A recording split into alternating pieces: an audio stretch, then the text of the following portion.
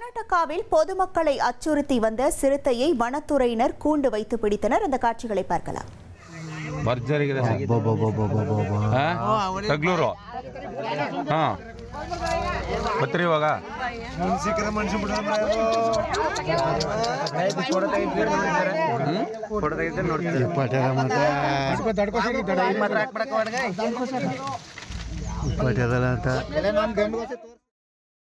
கர்நாடகா மாநிலம் சாமராஜநகரில் பொதுமக்களை அச்சுறுத்தி வந்த சிறுத்தையை வனத்துறையினர் கூண்டு வைத்து பிடித்தனர்.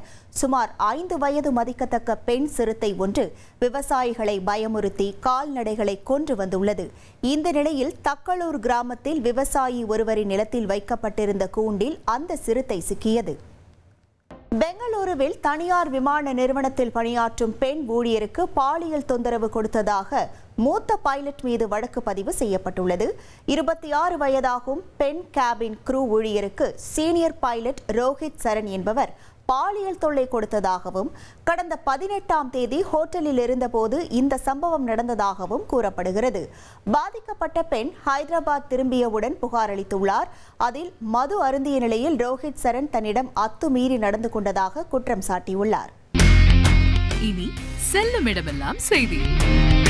தந்தி டிவியின் வாட்ஸ்அப் சேனலை ஃபாலோ பண்ணினா செல்லருக்கும் இடமெல்லாம் செய்தி.